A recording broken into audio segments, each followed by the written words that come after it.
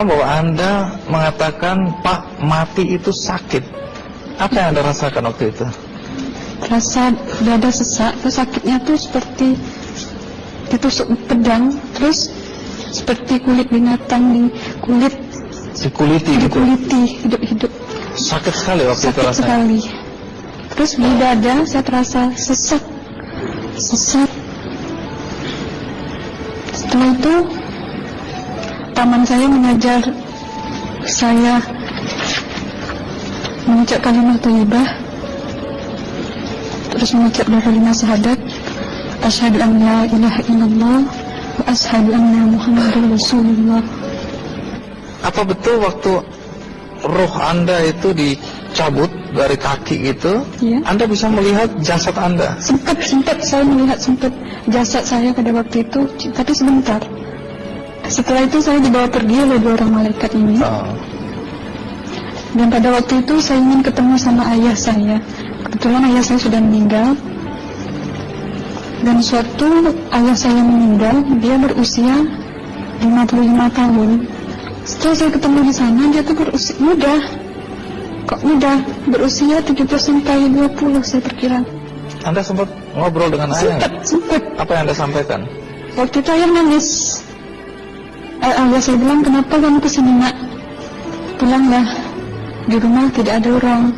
Kasihan buat ibumu dan adik-adikmu. Tidak ayah, janjiku sama Allah sudah sampai. Dan pada waktu itu ayah saya menangis. Nangis. Lalu apa yang dia ucapkan? Diam aja dia. Terus hilang. Kembali ke malaikat tadi, bentuk yang Anda lihat seperti apa malaikat ini? Dia ini laki-laki, tapi mukanya sama semua. Berapa malaikat? 2. Iya. Fisiknya seperti apa? Seperti berserban, berpakaian ihram, mukanya sama. Wajahnya seperti apa? Wajahnya sulit saya gambarkan. Yang jelas dia ini sama. Dua-dua itu sama rupanya. Apakah ada ucapan dari 2 sosok yang Anda anggap malaikat itu? Ada. Apa kata mereka? Waktu itu saya mengalami perjalanan spiritual. Saya disoal oleh malaikat itu dengan sebutan Ma ayyutuka, siapa Tuhanmu? Waktu itu roh saya menjawab, Tuhanku adalah Allah. Siapa pemimpinmu? Pemimpinku adalah Nabi Muhammad Sallallahu Alaihi Wasallam. Mana kiblatmu? Kiblatku adalah Ka'bah. Siapa kedua orang tuamu? Siapa saudara maramu? Terus saya diperjalankan. Setelah itu kedua orang malaikat ini memimpin tangan saya, tangan kiri saya, membawa saya ke satu tempat, menduduki saya di sebuah kursi pada waktu itu. Kursinya tuh empuk, mungkin 8 busanya ya, cantik. Terus di sana saya duduk. Di sebelah kanan saya ada tiba-tiba berwujud seorang perempuan. Dia mengaku Amal. Kamu siapa? Saya, aku adalah Amalmu semasa kamu hidup di atas dunia. Dan selama kamu di sini, saya akan menemanimu sampai yaumul akhir, itu katanya. Dan pada waktu itu saya melihat perempuan-perempuan salehah berpakaian muslimah, berkerudung, mencium pipi kanan, pipi kiri. Dan salam perkenalan pertama waktu menduduki di situ.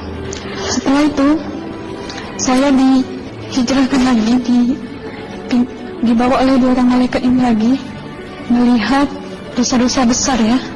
Di sana saya diperlihatkan ada seorang laki-laki memikul besi di bahunya. Saya perkirakan besi itu mungkin beratnya tuh berton kali ya. Berat sekali ya? Berat sekali. Terus dia berjalan nggak sampai ke tujuannya. Berlumuran darah nanah, baunya na'udzubillah misalnya. Bajunya tuh sobek-sobek. Waktu itu roh saya disaksikan oleh Amal.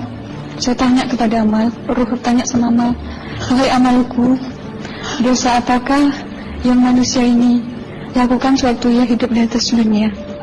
Amal menjawab pada waktu itu, sewaktu manusia ini di atas dunia, dia ini adalah menyantet orang, membunuh orang. sehingga dia berjalan nggak sampai yaumul akhir katanya. Yang kedua, saya melihat ada seorang laki-laki saling bunuh-membunuh. Sebentar kayak gitu lagi. Suatu manusia ini hidup di atas dunia, dia adalah seorang pembunuh, hingga dia tidak mau bertanggung jawab terhadap orang yang dibunuhnya. Terus yang ketiga, saya melihat ada seorang laki-laki dihujam kemaluannya pakai besi panas, timah panas itu ya, hingga menembus. Waktu itu roh bilang sama amal, wahai amalku, dosa apakah yang manusia ini hidup di atas dunia? Amal waktu itu menjawab, suatu manusia ini hidup di atas dunia, manusia ini adalah seorang perzina. Setelah itu saya melihat ada seorang laki-laki dihujam kemaluannya pakai besi panas, timah panas itu ya, hingga menembus. Waktu itu roh bilang sama amal, wahai amalku, dosa apakah yang manusia ini hidup di atas dunia? Amal waktu itu menjawab, suatu manusia ini hidup di atas dunia, manusia ini adalah seorang perzina. Setelah itu saya melihat ada seorang laki-laki disebati oleh rotan. Rotannya itu menyebati kulitnya tuh hingga lepas daging sama kulitnya. Itu amal menjawab, suatu manusia yang hidup di atas dunia, dia ini tidak pernah sholat Islam, hingga waktu matinya pun dia tidak mengucap 2 kalimat syahadat. Dan pada waktu itu roh sama amal sempat menghafiz Quran pada waktu itu dengan harapan supaya orang manusia yang Allah siksakan ini bisa terampuni dosanya. Jadi masih sempat waktu itu ya? Iya, roh sama amal yang menghafiz Quran, bertahzim, bersalawat, baca ayat 1000 dinar, membaca yasin. Tapi sayang, bahkan tambah banyak Allah tidak mengampuni dosa-dosa mereka, sayangnya. Setelah itu, akhirnya yang terakhir kali berzikir.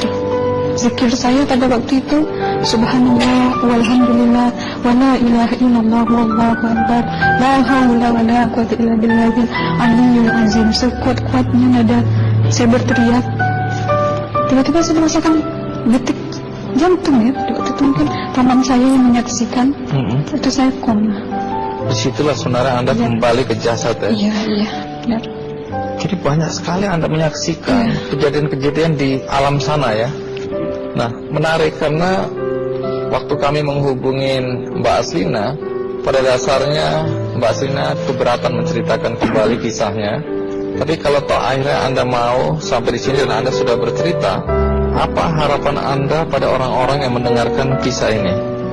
Ya, harapan saya pertama, ya lebih banyak mumpung menyambut puasa ya, lebih banyak mendekat diri aja sama Allah, perbanyakkan amalan soleh, perbanyakkan zikir, perbanyakkan sholawat, baca Quran, dan sebagainya.